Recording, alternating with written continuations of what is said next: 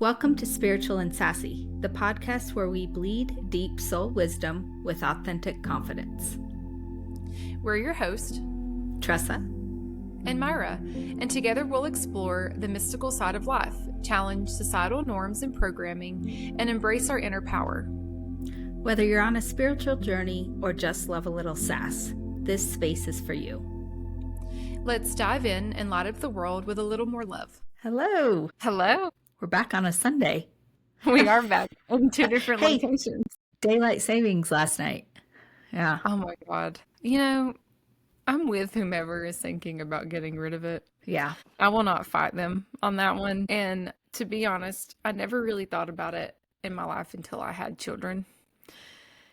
Because it really screws the little ones up, especially like babies who have routines or, and I'm not even one of those people. And there's nothing wrong with it. If people have schedules and stuff, that's fantastic. I'm very go with the flow. And Draco kind of has an idea of when he's ready to go to bed. Like I can tell he's looking at me, especially nap times. And we just kind of go round and round with that. But it's totally thrown him even out of that. And he's like looking at us and we're looking at him and he's like, oh my God. And I'm like, yeah, I know, bro. Just give it a minute. Like it'll figure itself out. It'll figure itself out, buddy. Couple of days. Yeah, the sleep is challenging. I'm happy it's going to be light later though.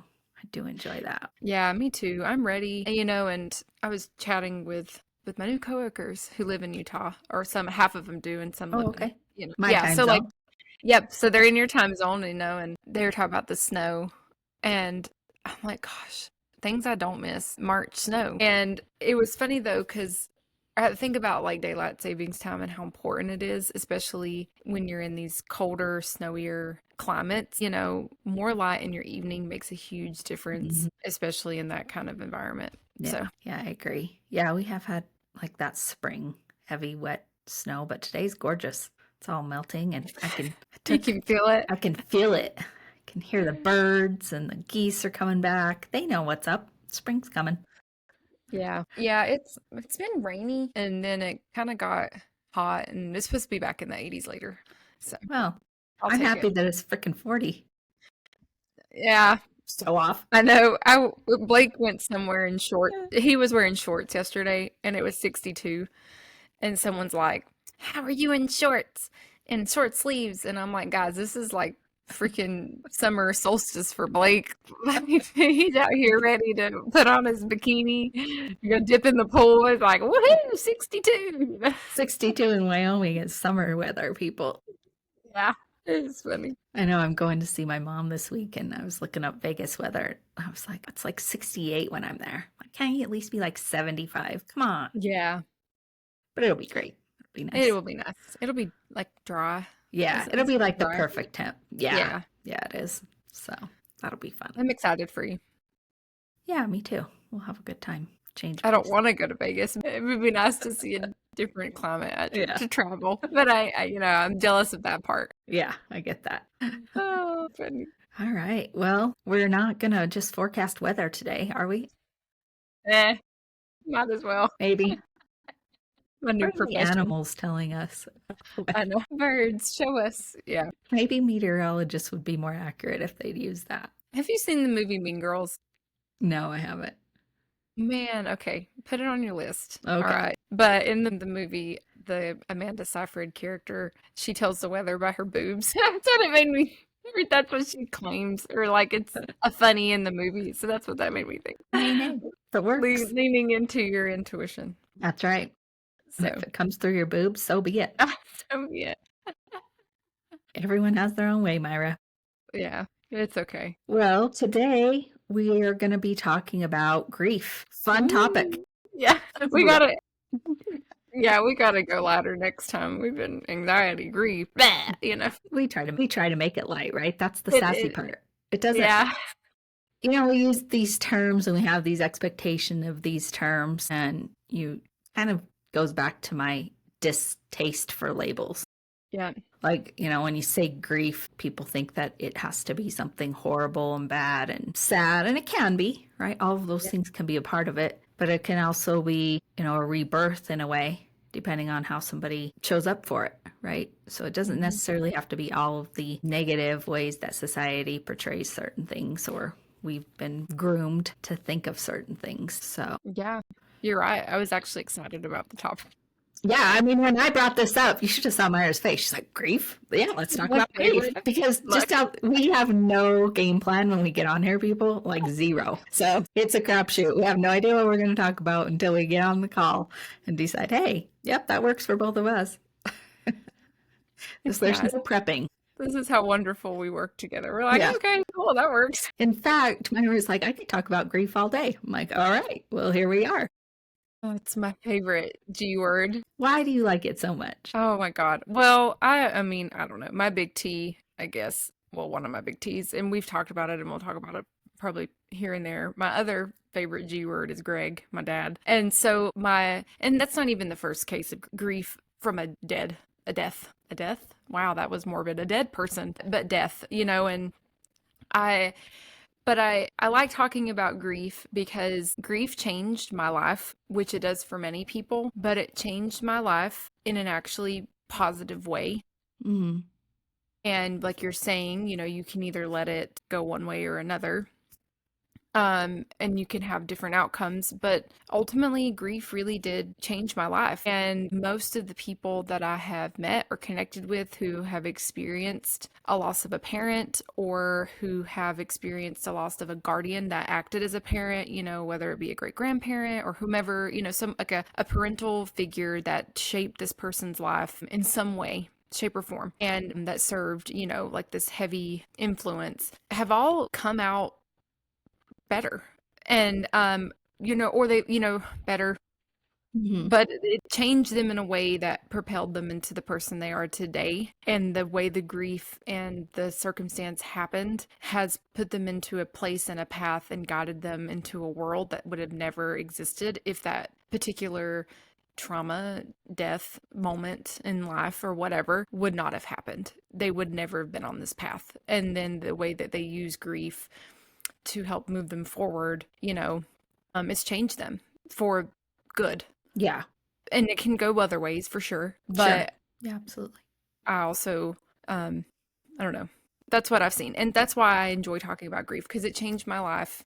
And what came from that, I chose to make it a positive outcome. Yeah, I think I've experienced grief too. I was in a completely different space in my life than you were when, one of my biggest teases, my dad committed suicide. I was 14 years old. Soon after that, like within 3 months, I lost my grandfather, who was one of my caretakers. And I think, to be quite honest, as I look back, we talked about the anxiety on our last episode and having those deaths, and then my grandmother in a few years after that. Anyway, a lot of loss in my younger years, right? Between 14 to 20. I didn't handle it well. Like I didn't know I wasn't handling it well at the time. I was just surviving, I suppose. But then that trauma, kind of came to light when that deep anxiety happened in my late 30s. And I got, diagnosed, like I talked about last time, with post-traumatic stress disorder. But it was really because I just suppressed it. I just went along, not even understanding how it was impacting me in any way at all, right?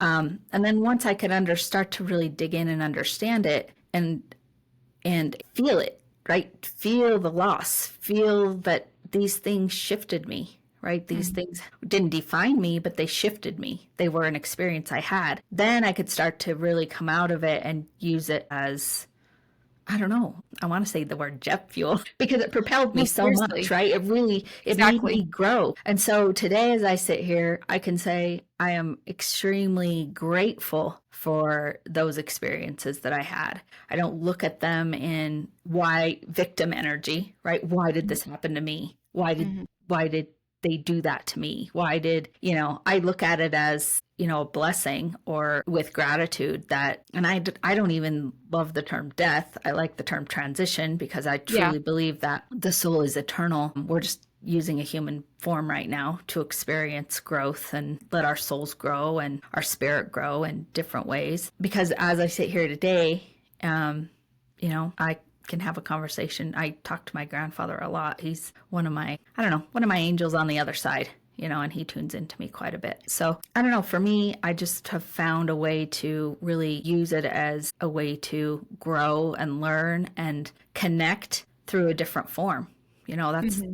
Yeah, they're not sitting here talking to me like you are, of course, but they show up for me in different ways that are even more powerful sometimes than if they were here in just human form. Yeah, I agree. And my great aunt, who was a pivotal role in my life, passed away. And then just a few months after that, my grandma moved in with us, and then she passed away in our home. And then a year later, my dad passed away. And so it was just like this consecutive amount of loss in my sphere. And, but when with my dad passing, and I agree, I'm with you 100%. I was not a cool person.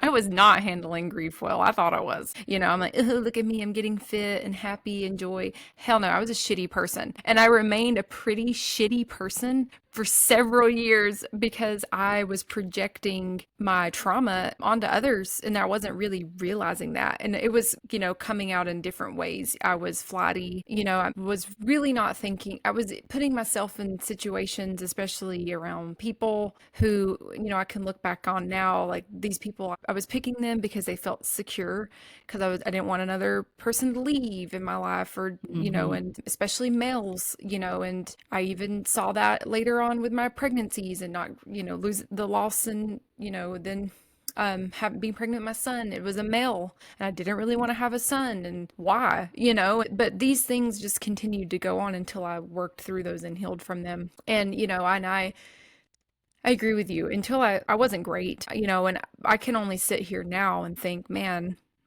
this is okay to talk about these things because I've healed from them and worked through those. And I've apologized to those people that I've done wrong, even years ago. Whether or not it matters today or tomorrow, I still have said sorry, because I wasn't terrible to everyone, but Mm-hmm. I was not cool.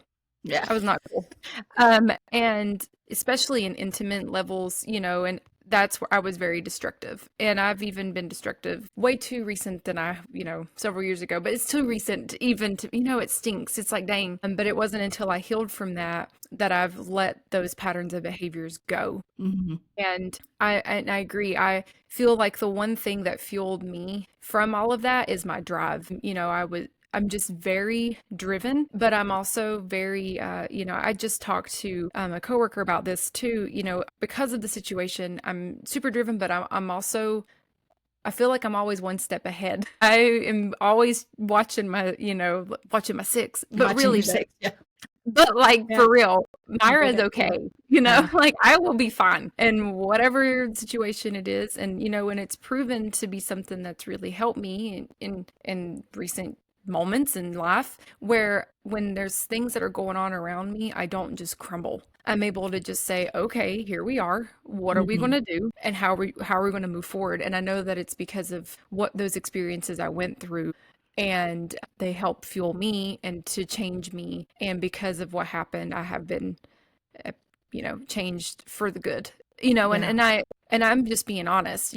Maybe like I was terrible of a human. You know what I mean? I mean, I'm not the worst person, but it wasn't cool. So, Yeah, I think so. Two things, three things actually. But first, I want you to consider like reframing a little bit, what I call reframing. Like you're saying, I was a terrible person. I would say, okay, I did things that I'm not proud of, but I learned from those, right? mhm, Those are totally different things. You're not a terrible person. I think most every person, 0.9% of the people out there are doing the best they can with what they have. We yep. don't know what that is, right? We don't know their past. We don't know even their karmic energy past that they brought with them. So, Mhm, like, I would say you did some things that you're like, hey, this isn't who I want to be. This isn't how I want to show up. But you learned from it, you grew. And I think everything is like an onion, right? There's one layer at a time. And grief is no mhm, different. Trauma is no different, right? yep. Like I said, 14 years old, my dad died. I'm now 52, and it was just a few years ago where I was working with an energy healer, my energy healer that I go to because I do this all day, but sometimes you don't see your own shadows. And she had brought up some unresolved energy around my dad's death. And I Mhm. was like, to be quite honest, I was pissed. I was like, no, fuck that. It's been 30 some years. I'm no, not dealing with this anymore. No, no, no. Well, that's not how life goes. Yeah. And needless to say, within a month or so, my body said, yes, you are. And I had to respond to it and deal with that next layer. And that's okay. You're ready for that next layer when it shows up. There's nothing wrong with that. One of the things that I believe 100%, and this is where people get really uncomfortable, is you can't change what you don't acknowledge, right? So when you talk about, I was a terrible person, what I see is you said, you know what? I don't want this kind of relationship. I don't want to be destructive in my intimacy. I'm going to change that, right? And you had to acknowledge that to be able to change it. One of the things that I recognized that I did is I used some of the situations, my trauma, including my dad's suicide, as a way to manipulate or get sympathy. Kind of, I was in victim energy for a lot, right? Like, well, you should feel bad for me, or why would I be able to do that when all of this has happened to me? You know, and I had to start to recognize that to start to change that, right? Like, I'm taking my power back. I don't need to have sympathy or be in victim energy.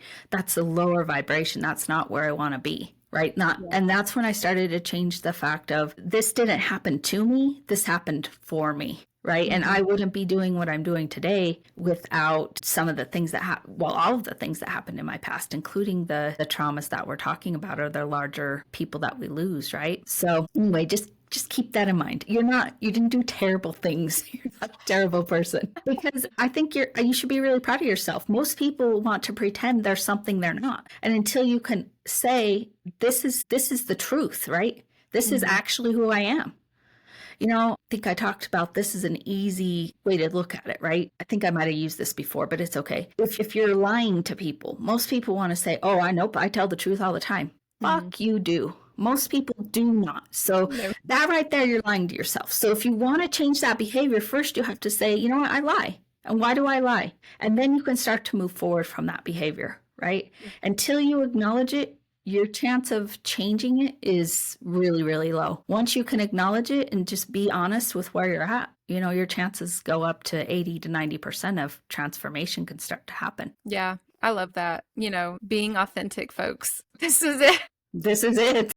This is it. This is really it. And, you know, I love the call out. It's acknowledgement, you know, and really that's all it is. And you're right. I should rephrase and reframe those thoughts. So look, folks, she's teaching me too. Yeah, but it's true, you know, because you're right. And so all of those experiences, from the grief, from, you know, what happened or what didn't happen, or my recognition of where I was at, has changed me as a person, because every day all I try to do is be better than I was yesterday, or whatever that was. So if I recognized A, B, C, and I want to change those behaviors, then I can only do that better the next day. So every day is a new day, and I try to do my best to be the best that I can be and move forward, you know, and you're right, you know, and I don't sit around and harp, you know, and I love that you brought up victim energy, because I really try to, I don't want to live in that. And it's very, you know, and I do, and I have, for sure, of course. But that is, you know, part of that acknowledgement too, is realizing, okay, hello, here, I'm playing the victim, whether it be in the situation of grief, or in a relationship, or in whatever is happening, you know, and moving out of that and realizing that this is happening, you know, for me. And it really is. It's happening for you to grow, to move forward, and to move past, and to really progress on into the next level of who you are, and who you need to be. You know, it's enlightenment in its truest form, in my opinion. You know, it's really looking at yourself and saying, okay, I have to go through this so I can now level up and be this next person that I need to be. Yeah, I think there's so much power in that, right? I still, very rarely, but I can go into victim energy, just because it's an energy that I know is really low vibration, and I've learned that it doesn't serve me in any way, right? It usually just will start me on a spiral that I don't want to go into. But I see a lot of people comfortable there, right? Because when you are in victim energy, you don't have to be responsible. It can be somebody else's fault, right? And so to come out of victim energy means you have to look at yourself. Like, okay, I like to say, how is this serving me? And I also believe fully that you are never getting something out there that isn't a reflection of something that's happening within you. Mm-hmm. Right? It's always a reflection of something. And so actually when you feel uncomfortable and you want to go into victim energy, that's the time to go, okay, nope, I'm going to go into meditation or prayer or whatever it is you feel comfortable with, a sauna, where you can get some quiet time and you're going to go, okay, why is that situation triggering me? Because there's something inside that is showing you a reflection of you. Right? Yeah. And that's the tough part. This is why people stay in that victim energy. This is why ancestral patterns of many different things continue for generation after generation, because it's hard work. It's hard work to do it, right? Yeah. To really look at yourself at that level and say, okay, why is this coming at me? Because if my vibration didn't match to this, it wouldn't happen. It absolutely couldn't. Yeah, you're right. And and I think that's part of another topic that goes around grief too, is grief isn't linear. So you can have highs and lows, it ebbs and flows. There's some days where you're not in victim energy about the grief or the situation or whatever's happening, but then the next day you might go back into that space. But that's part of it, and that's part of feeling. And and also talking about grief isn't linear. When my dad did pass away, my mom turned 60 the next month. Their birthdays were just a month apart. They were born the same year, and they would have had a 60th birthday together. And so I threw her a surprise birthday party, and I was actually in a college course where it was a broadcast journalism course. Hello, look what I'm doing here. But, they hated, well, they didn't hate me, but I made B's all the time because I refused to lose my accent completely. And so, anywho, but, so I chose to do a spot or a or whatever about my mom's birthday party, but it really was centered around grief. And so I met with this lady who was affiliated, actually, she was affiliated with the college, but she was, local to the Durham, Chapel Hill area. So she, also helped families and people outside of the school system too. And she was the one who talked to me and said grief is like a roller coaster. And I had never heard that before. And I mean, and again, when he died, I was 18. And I had never had someone talk to me about grief being a roller coaster before, and it not being linear, because you think, oh, I'm going to be sad for this period of time, and then I'll just magically be great and yay in a couple years. No, and that is proven to be the number one truth that I've ever been told. It's grief is a roller coaster. There are days where I am solid. Like, I'm like, yay, Greg, or yay, Barbara, or yay, whoever, or hey, I didn't get that job. You know what I mean? Or whatever. Grief, because grief is many things. It doesn't have to be a loss of a human or an animal or anything. Yeah. And like, or there's days even about my dog Zella, and I'm fine talking about her. And then there are moments, and especially even, now it's been several years, oh God, I think Father's Day, because Father's Day falls on my birthday. And so I don't totally love that sometimes. And sometimes I'm cool. And then this past Father's Day, I just wept. Like, I wept so uncontrollably about my dad, and I wrote this like heartfelt post about him, and because I felt like I needed to, and I needed to express these things. And maybe the year or two before, I was fine. Like, I was just out walking around like, oh yeah, Greg, talking like this. Yeah. But that's the truest thing I've ever heard, is grief is a roller coaster, because it is not linear. They say stages of grief, you go through these different stages, and I did go through those stages, but she said, you may get through a stage and then you go back to that next stage again. Like, it doesn't mean just because you've went through the stage, you're moving on and on and on, and you move up like steps, but the roller coaster is you fall back and forth between all the stages of grief constantly, or until whenever. Like, there's no timeline, there's no magic like, oh, you'll be healed in 10 years, like, grief is just, it is a roller coaster. Yeah, I agree completely. It's kind of like what I was saying to you. Like, I put a timeline like, this is 30 years old. Like, why? Well, the body knows everything, right? And I love what you did, because, last Father's Day, when your body was like wanting to weep, and you just allowed it, right? It's when we fight that and we store it. That's the worst thing we can do, right? It's like kind of what I did. I did not do a good job. I was like, nah, ain't doing that. 30 plus years and I've been talking about this and healing from this and all the things I'd done. I just was like, no, I'm not. Yep. And then, a few months later, like I said, your body is always telling you everything you need to know. my body finally kind of shut down and said, no, you're going to do this, sister, Surprise. like it or not. It ain't going away until you do. So I love that. You're right. Like Mhm. there's not a timeline, there's not a time frame. And the most important thing you can do is like when you feel the feeling, just let yourself feel the feeling. If it's Yeah. sadness, it's sadness. If it's, you know, crying, it's just an energy in motion, you're releasing it. If it's anger, it's anger, right? Just Mhm. feeling that. And it moves through the body so much quicker than when we try to fight it, you know? And also, you're right, like grief is not just associated to a person's transition or a pet's transition or something like that. You know, I've had to grieve relationships because I've had an expectation of what a relationship with this individual should look like, right? Yep. Their label and the way that they should show up for me didn't match the way that they could. And I had to grieve that situation, right? Mhm. Like, hey, this is, you know, this is the way that they can handle things, not the way that maybe I would want them to make me feel something. Mhm. So grief can come in many forms. Like you talked about, like, you know, you really want a job or you've been at a job for years and years and years and something happens. Mhm. You're going to grieve the loss of what you had or what you thought you had or what you expected to have. So, yeah, it's not just about somebody leaving or transitioning to the Yeah. whatever the other side looks like. So, Yeah, and two things that I just thought about. We had a session where you had told me that I was mad about my dad's death. And I'm like, no, I'm not. I don't know what it's like, no, I'm not. Like, I'm really cool with what happened. And you're like, no. And it was interfering with a connection to my son at that time. And, I went home and did a write and burn, and I couldn't believe it.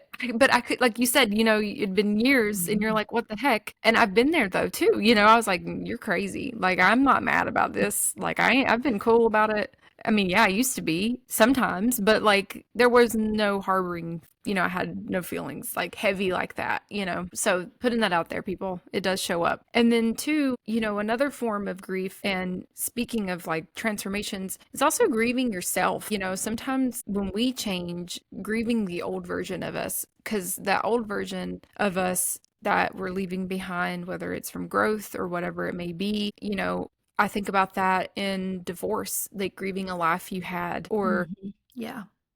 thinking about, like you mentioned, relationships with people, whether it be friendships or intimate relationships, or relationships with a parent, or relationships with someone else in the family, or whatever. It could be anything. And grieving the life that you had with them, because in those moments, who you were with them maybe worked, but it wasn't right. And part of your growth is letting go, and them letting go too, and you moving forward. So grieving who you once were, and I thought about that and it came to me when I was thinking about like who I was before and after my dad passed away, and I used to grieve that girl because she had no reason to be cautious and watching out for her six, Mhm. She had no reason. I had all these dreams and desires and hopes and thoughts and things I wanted to do, and careers and paths and places to live and things to see. And I had all these things I thought, and a relationship with a person that I thought would be my forever person. But when I went through the transformation after that, through that grief, I became another person. I was another person. And so I that life is never going to happen. Now I have a wonderful, beautiful life, but it was a path that I didn't expect to happen. And because I had expectations of before, and then that big milestone moment, trauma, whatever, happened, and then it changed me for who I am. And now I'm on a whole different path that I could have never even predicted, and it's a beautiful path. And I think about, I would have never moved to Wyoming, more than likely. I would have never done this or met my husband, or I might have, but it would have not been the same way, or I might have married this other person. You know what I mean? I think about these little things, but sometimes I would mourn that girl because she had a lot more innocence and she was a little more carefree. She Yeah. had more, like a preciousness to this person, and that doesn't exist anymore. And that's okay. It's okay. Like I mentioned with divorce, I've never gone through divorce personally, but those around me and very close people around me that have gone through that. That's something they've talked to me about, as they talk about like their lives with that person and what they thought that marriage was, or what they thought the expectations they'd put upon each other, or their children. And now their children, they don't see them every holiday. Like, it's a whole new world, and they're mourning who they were in those moments, and they can't, like, they're not going back to that. They have to move forward. And that's the form of grief that they're working through. Yeah, absolutely. I mean, I think that's very common, right? Because everything is always in motion, you know, regardless. Like, nothing is going to ever be permanent, whether it be, you know, your friendship, a marriage, whether it ends, you know, or in transition or a divorce, or at some point something will always shift, right? So there's always a constant space for us to have grief, or to look back and say, my gosh, you know, this, I wanted it to be this way, but it's this way. And what's cool though, I think, is like what you were talking about, is you had this plan for your life, or this image of the way it was going to be, and certain things happened and it changed that trajectory.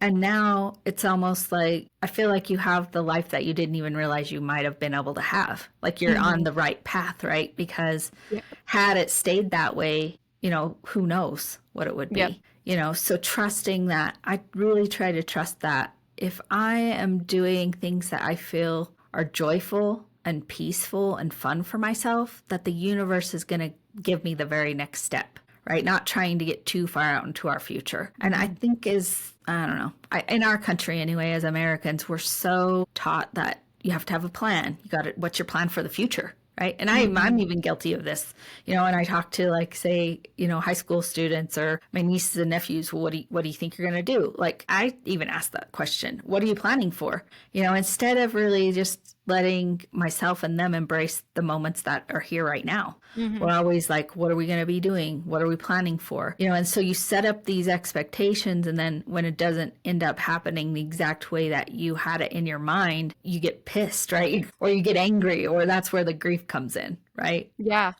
Yeah. I agree. And I love that you mentioned that, especially with high school students, because when I've had to speak to kids or people, and they're like, what did you do to get where you are? And I'm like, well, shit, I don't know. Like, how did you plan for that? And I'm like, I didn't, you know, I'm like, I knew I had some really great skills, and I knew that I had like an idea of what I wanted to do. And then, you know, so I had a general idea, but would I've ever predicted any of this? Absolutely not. When I was sitting in school, like in high school, you know, and these kids will ask, Tressa's done this with me too before, where these kids are asking us like, what classes did you take? What did you do? And I'm like, bro, I mean, the classes I took were pretty irrelevant, you know, and I mean, you can try to get better skills, and these are the things you should look for, but I don't think I could have articulated what I'm doing right now in a career when I was 18 years old. I just don't think I could have.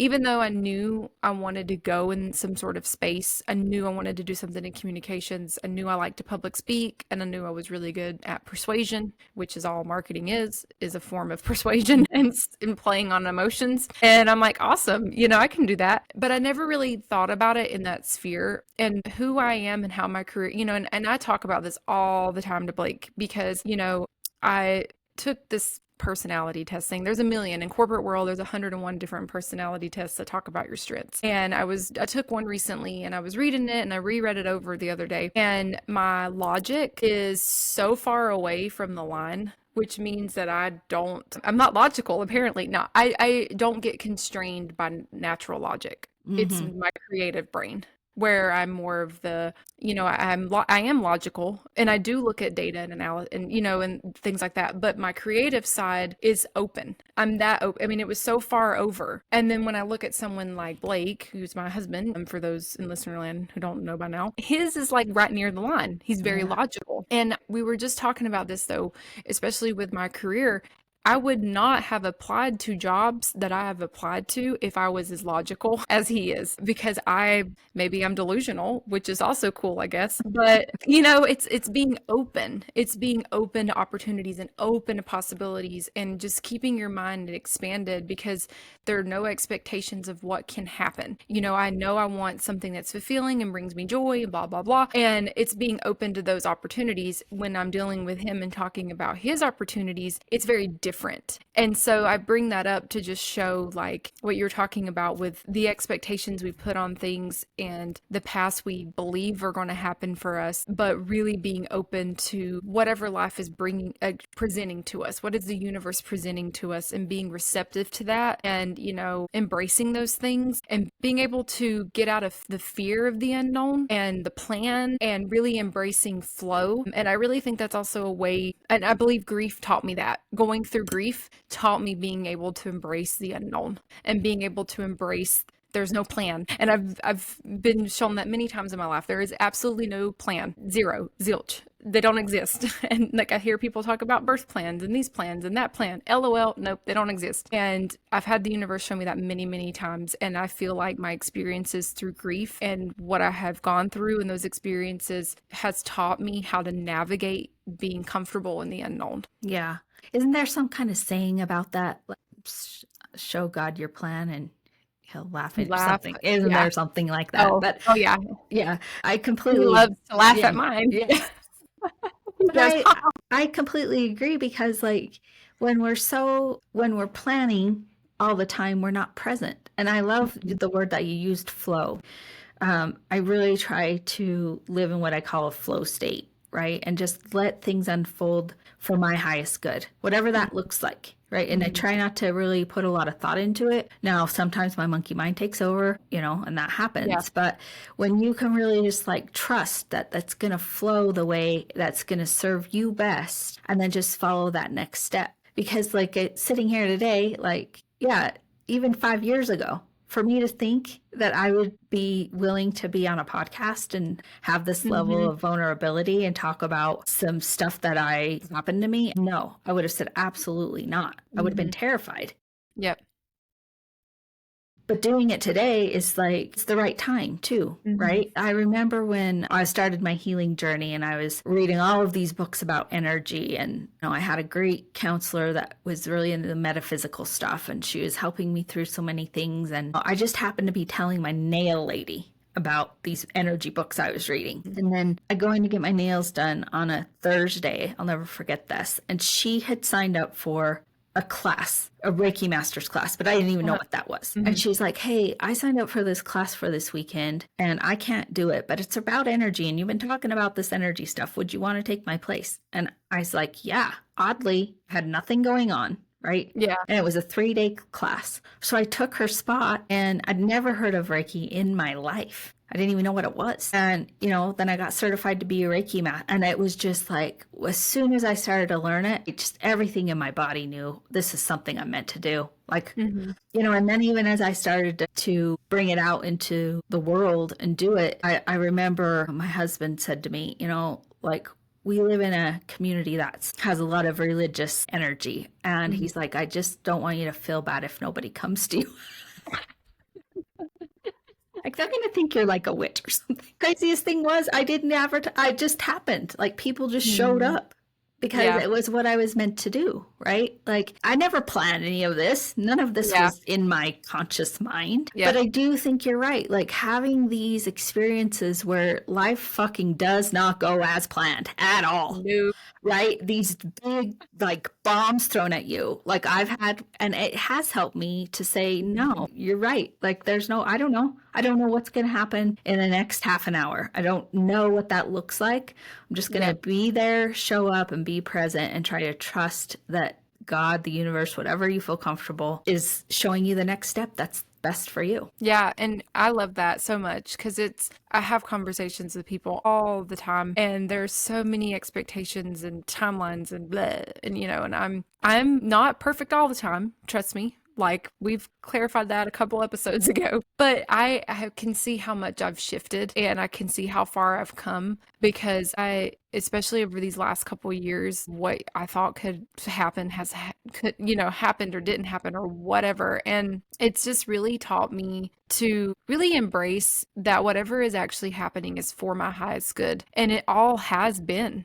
And that's the coolest thing about it. Like, I look back, you know, and a couple episodes ago, we talked about one of my labors with my son, and the end result it could have been very bad. And I didn't understand in the moments leading up, but then after, it's like, oh my gosh. And, that was such a big lesson to me to just trust, to just really trust, because um, I have no clue what is in store for me. None of us do, and I'd love to. Heck, if I had a crystal ball, I would absolutely love it because I'd like to know what's going on because I'm just nosy and I'm curious. That would be fantastic, but I don't. None of us do. And even when we have glimpses of potential future things, because some of us have gifts that can help us with those manifestations of what's happening and what's going to come. They're still not always perfect. Like, it doesn't always match that, because in our monkey mind and our human, in our human brain, we still place expectations on what we think those things are going to be. But when we really surrender and we allow our highest good to be presented to us and actually like say, verse, God, please, whatever is in store for me, I know that it is for my highest good. That is true surrender and trust. Because looking back now, and the 50 million foot view, I don't even know, I've got my number wrong, whatever it is, the 7,000 foot view, when you're looking down, you can see though how it's all worked out and how things have all lined up. And everyone can do that. It's not just me, not just you. Everyone can look back and say, dang, this divorce happened and then I met my soulmate, or this person, like I said, my dad passed away and then I ended up moving to Wyoming. Like, there's these little things that has happened or that can happen. And when we look back down at it from that top level view, we can say, wow, everything that did happen was truly for my highest good. That God, the universe, whatever you believe, truly had your back. And like, I ultimately believe the universe has our back. And I do believe that for me, it's God, and I trust God, and I trust God's divine timing and the divinity of what is being presented in my life. And I know that through these experiences and the lessons I've learned through grief and through any moment in my life has truly shown me a path forward to ultimately help others, and that's all I believe we're here for, is to learn and grow and to absorb all that we can, and then to help those that are with us along the way. And that's what I believe. Yeah, I agree completely. I think it's interesting helping others. I think, you don't have to have a certain level of growth to help anybody, right? Like, I continue to learn constantly all the time. And as I work with clients, sometimes I have the biggest epiphanies as I'm working with a client for myself than they do for themselves, right? So it's like, you don't have to be perfect to start to help others if you're helping yourself. I'm always learning, trying to grow, trying to look at things through a different lens. But I absolutely believe that. I call it like reverse engineering. When you can go back and you think back about a situation or a series of things that happened, and you're like, oh my gosh, no wonder. That is exactly why all of those things happened, to bring me to this one spot, right? Which is blissful, or whatever that is. Yeah. So one of the kids is wanting Myra. I know. I can hear her. I don't know what she's doing. She's searching for you, Myra. Well, that's the reality. That's Somebody wants mom. Yeah. I think Nola's given us this time to sign off. I think so. I think she's our just like, hey ladies, little Hollywood like cut. Yep, this is it. But anyway, I do feel like it's probably about time, because it's been a great conversation, though. It's been wonderful. Yeah. So until next time, keep your vibrations high and stay sassy.